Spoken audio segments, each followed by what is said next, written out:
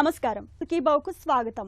తరచూ వాంతులు అవ్వడం, ఎప్పుడు వికారంగా ఉండడం, ఆకలి లేకపోవడం, తిన్నది సరిగ్గా జీర్ణం కాకపోవడం ఇవన్నీ చూడ్డానికి ఏమంత ప్రమాదకర లక్షణాలు కాకపోవచ్చు. కానీ వీటి వెనుక ఒక్కోసారి ప్రాణాంతకమైన హెపటైటిస్ ఇన్ఫెక్షన్లు ఉండొచ్చు. వాంతులు, విరోచనాలు, కామెర్లు ఇవన్నీ కాలేయాన్ని కబలించే హెపటైటిస్ ఇన్ఫెక్షన్ల తాలూకు సంకేతాలే. కలుషిత నీటిని తాగినప్పుడు, కలుషిత ఆహారం తీసుకున్నప్పుడు హెపటైటిస్ వైరస్లు చాలా తేలిగ్గా మనలోకి చేరిపోతాయి. మనకు ప్రాణాధారమైన కాలేయాన్ని కబలించే హెపటైటిస్ ఇన్ఫెక్షన్లు, వాటిని నివారించుకునే మార్గాల గురించి ఇప్పుడు తెలుసుకుందాం.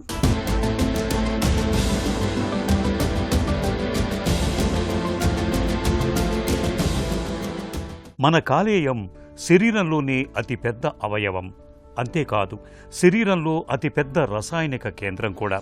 దాదాపు 500 రకాలకు పైగా విధుల్ని నిర్వహిస్తూ ఉంటుంది.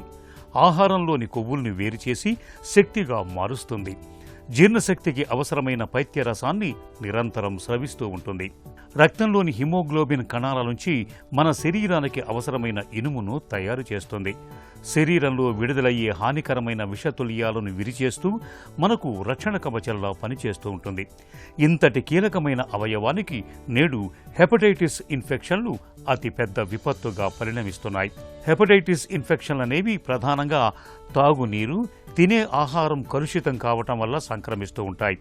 ఈ ఇన్ఫెక్షన్లు అన్నీ వైరస్ల మూలంగా వస్తూ ఉంటాయి.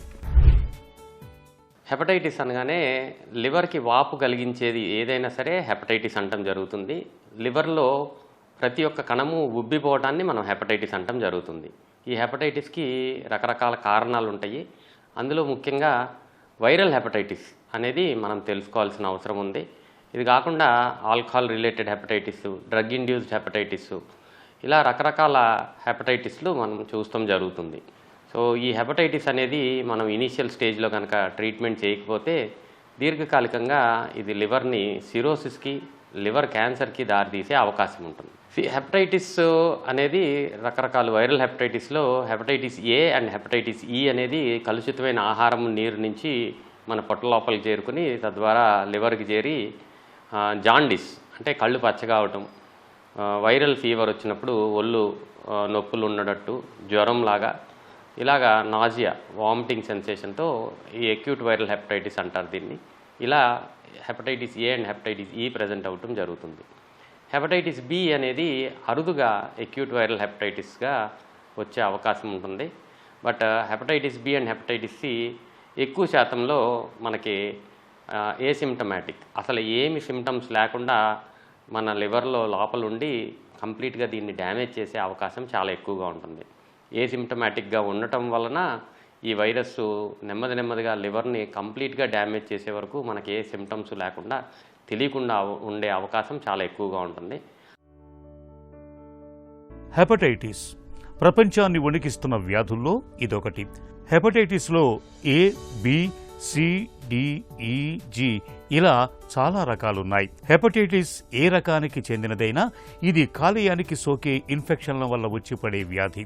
అయితే మిగతా రకాలతో పోలిస్తే హెపటైటిస్ బి, హెపటైటిస్ సితో బాధపడుతున్న వారి సంఖ్య అత్యధికంగా ఉంటోంది. ప్రపంచవ్యాప్తంగా అత్యధికంగా మరణాలకు దారితీస్తున్న వ్యాధుల్లో హెపటైటిస్ 8వ స్థానంలో ఉంది. సకాలంలో గుర్తించి తగిన చికిత్స తీసుకోకపోతే కాలేయం పూర్తిగా దెబ్బతింటుంది. హెపటైటిస్తో చిక్కేమిటంటే దీర్ఘకాలికంగా బాధపడుతున్నా కూడా చాలా వరకు ఎలాంటి లక్షణాలు కనిపించకపోవచ్చు. Hepatitis, hepatitis B, hepatitis C బాగా ముదిరాక పచ్చకామర్లు, ఆకలి తగ్గుదల, అలసట వంటి లక్షణాలు కనిపిస్తాయి. ఆ తర్వాత లివర్ సిరోసిస్, లివర్ క్యాన్సర్ వంటి ప్రమాదకర పరిస్థితులకు కూడా పరిస్థితి దారితీయచ్చు.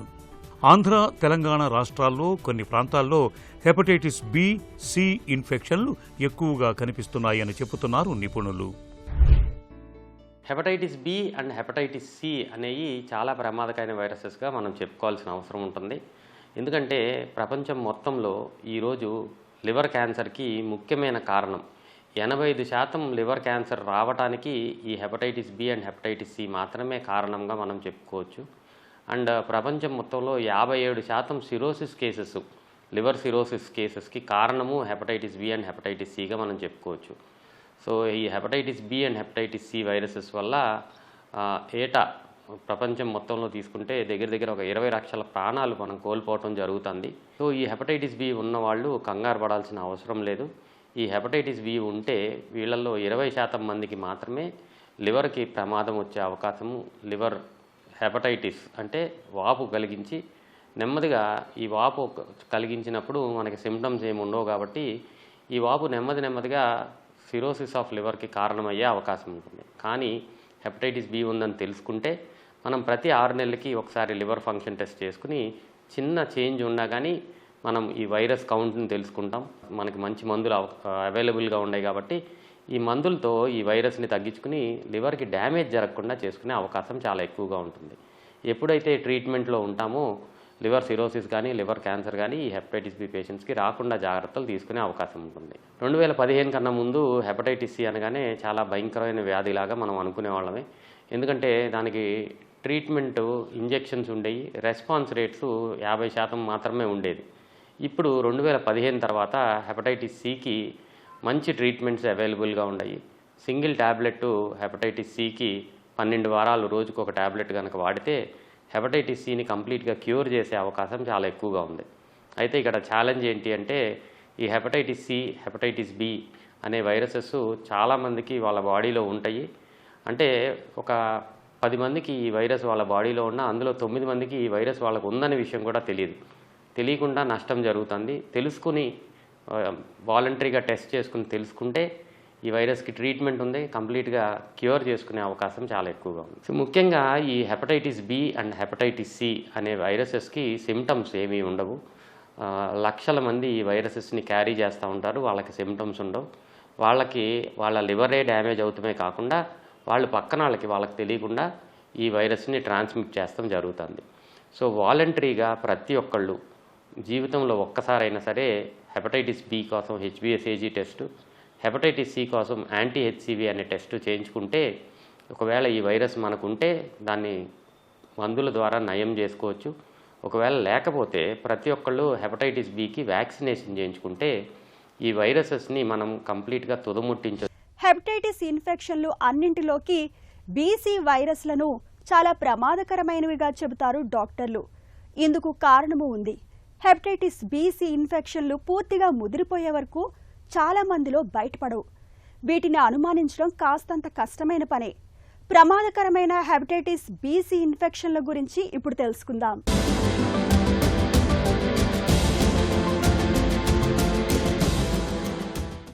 హెపటైటిస్ ఇన్ఫెక్షన్లు అనేవి ప్రధానంగా తాగునీరు, తినే ఆహారం కలుషితం కావటం వల్ల సంక్రమిస్తూ ఉంటాయి.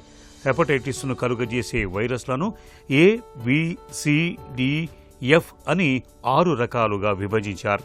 హెపటైటిస్ ఇన్ఫెక్షన్ల బారిన పడ్డప్పుడు కాలేయం క్రమంగా దెబ్బతినిపోతుంది. సకాలంలో వైద్య సాయం తీసుకోకుండా నిర్లక్ష్యం చేస్తే ఒక్కోసారి ప్రాణాంతకంగా కూడా పరిణమిస్తాయి. హెపటైటిస్ ఏను మనం వాడుకలో కామెర్లని పిలుస్తాం. ఇదేమంత ప్రమాదకరమైంది కాదు. చాలినంత విశ్రాంతి తీసుకుంటే కామెర్లు తగ్గిపోతాయి. కానీ బి-సి ఇన్ఫెక్షన్లు మాత్రం కాలేయంపై తీవ్రమైన ప్రభావాన్ని చూపిస్తాయి. రక్త మార్పిడి సమయాల్లోనూ, ఒకరికి వాడిన సిరంజిని మరొకరికి వాడినప్పుడు, గర్భిణీ నుంచి బిడ్డకు, లైంగిక సంపర్కం ద్వారా హెపటైటిస్ బి వైరస్ ఒకరి నుంచి మరొకరికి వ్యాప్తి చెందుతుంటుంది. ఈ వ్యాధిని నిర్లక్ష్యం చేస్తే అది లివర్ క్యాన్సర్గా, సిరోసిస్గా మారి ప్రాణాంతకంగా పరిణమిస్తుందని చెబుతారు డాక్టర్లు. కళ్ళు పచ్చగా అవటాన్ని మనం కామెర్లు అంటాము. మనకి కనిపిస్తూ ఉంటుంది క్లియర్, అంటే కళ్ళలో తెల్ల భాగము పసుపచ్చగా అవటం, బాగా ఫేర్గా ఉండే వాళ్ళకి స్కిన్ అంతా కూడా పసుపచ్చగా అవటం, యూరిన్ పసుపచ్చగా రావటం, ఇలాంటి సిమ్టమ్స్ అన్నీ ఉన్నప్పుడు దీన్ని మనం కామెర్లు అంటాం జరుగుతుంది. టోటల్ బిలిరూబిన్ అనేది 3 కన్నా ఎక్కువ ఉన్నప్పుడు కళ్ళు పచ్చదనం మనకి కనపడటం జరుగుతుంది. ఈ కామెర్లు రావడానికి రకరకాల కారణాలు ఉంటాయి. అందులో pre hepatic, intra hepatic and post hepatic అని మనం డివైడ్ చేసుకోవచ్చు.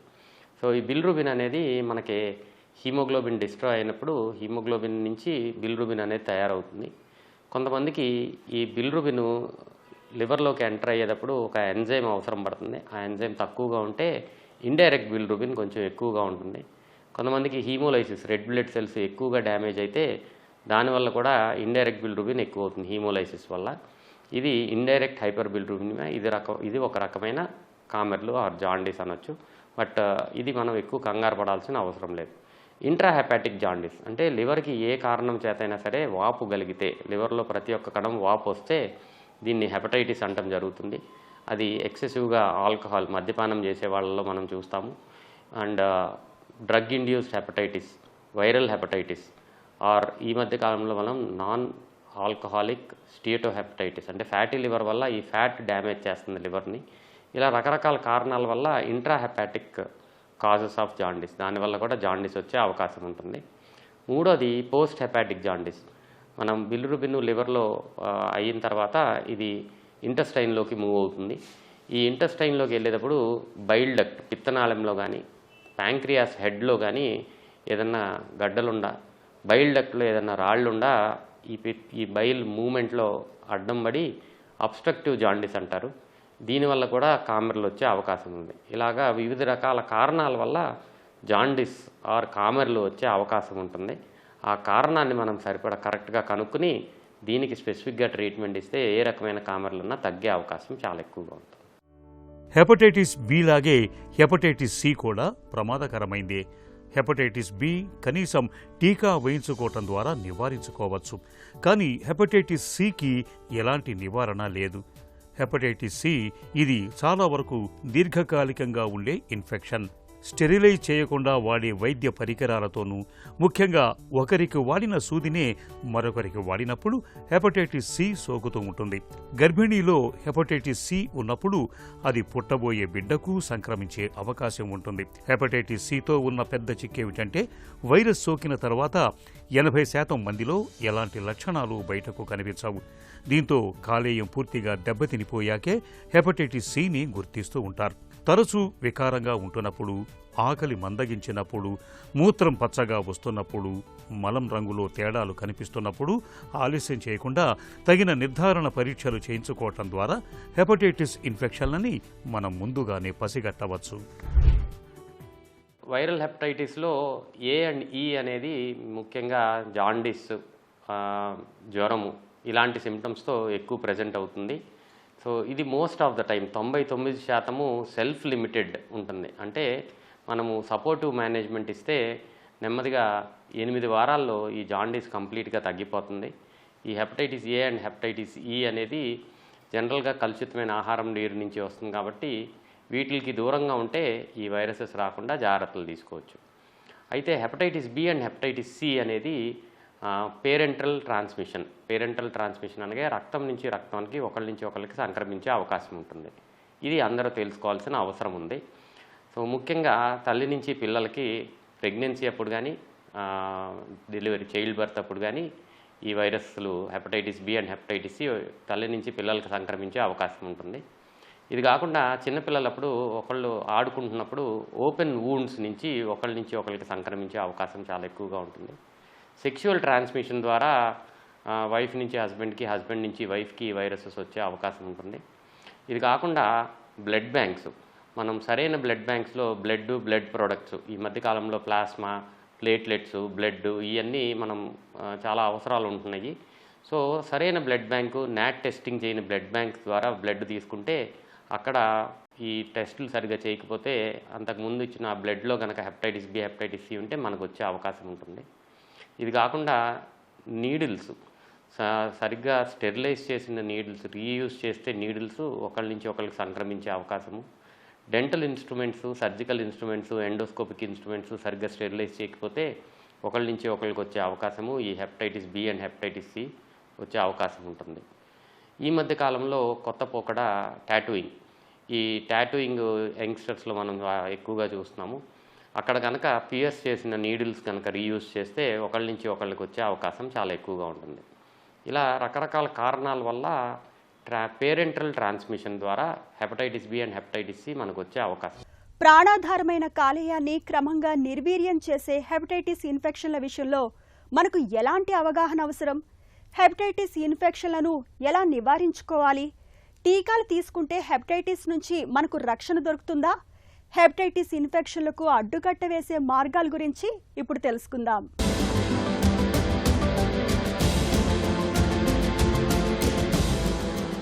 కాలేయాన్ని కబళించే హెపటైటిస్ వ్యాధిని ప్రధానంగా బి-సి ఇన్ఫెక్షన్లుగానే చెప్పుకోవచ్చు. హెపటైటిస్ ఇన్ఫెక్షన్లలో ఒక్క బి-సి వైరస్లు తప్ప మిగతా వాటితో పెద్దగా ప్రమాదం లేదు. అయితే హెపటైటిస్ ఇన్ఫెక్షన్లతో ఉన్న పెద్ద చిక్కేమిటంటే మనకు పెద్దగా లక్షణాలేమీ బయటకు కనిపించవు. దీంతో ఇన్ఫెక్షన్లు ముదిరిపోయి కాలేయం క్రమంగా దెబ్బతినిపోతుంది. ఒక్కోసారి లివర్ పూర్తిగా సిమెంటు ముద్దలాగా మారిపోయి క్యాన్సర్ బారిన పడే అవకాశాలు కూడా ఉన్నాయి. కాబట్టి తరచూ సిబిపి, లివర్ ప్రొఫైల్ పరీక్షలు చేయించుకుంటూ ఉండాలి.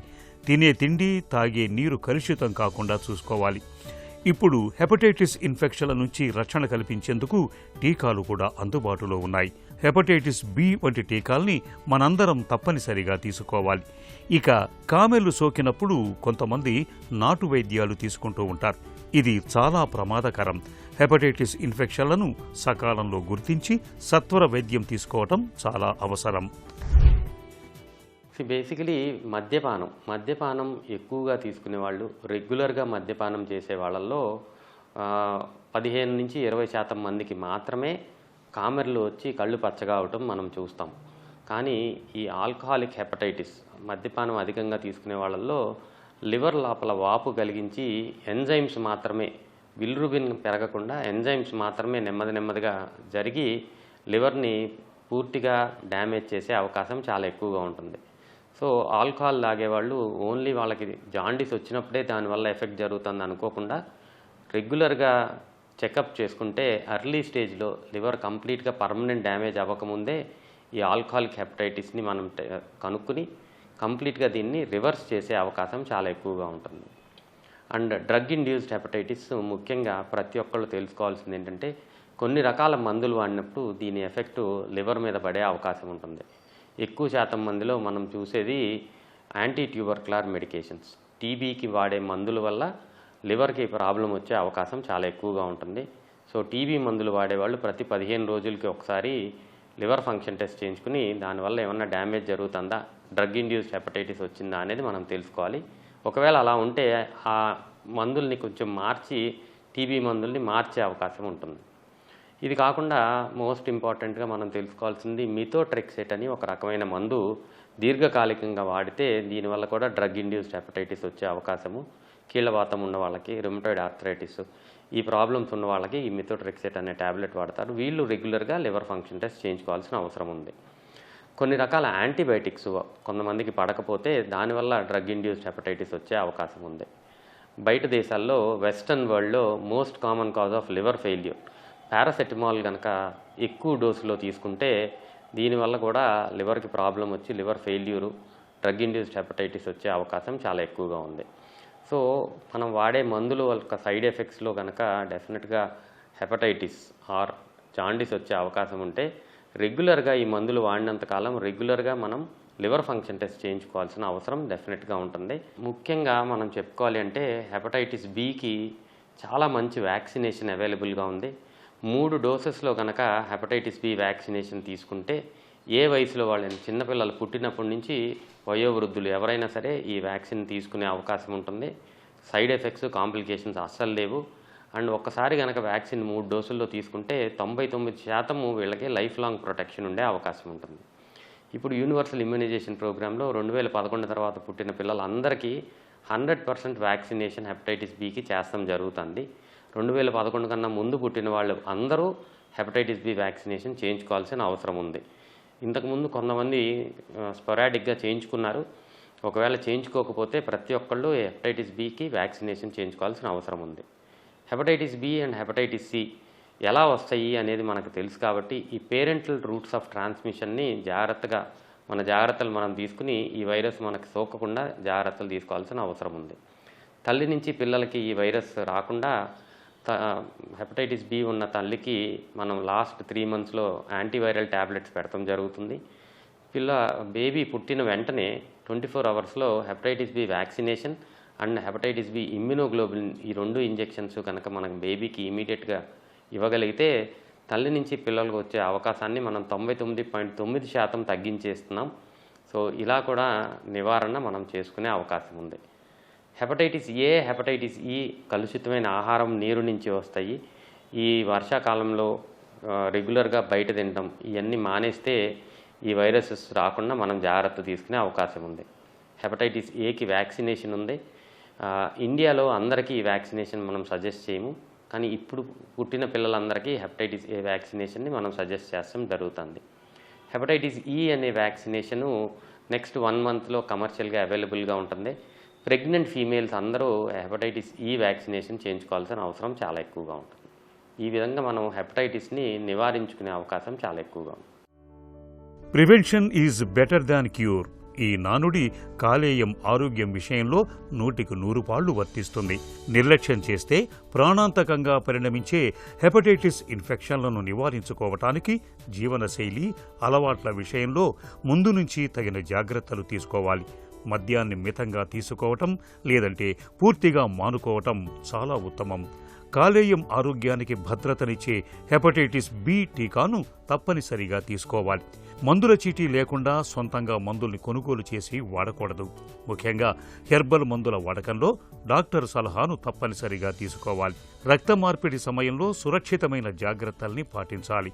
ఇలా అన్ని రకాలుగా తగిన జాగ్రత్తలు తీసుకోవటం ద్వారా మన కాలేయాన్ని భద్రంగా ఉంచుకోవచ్చు.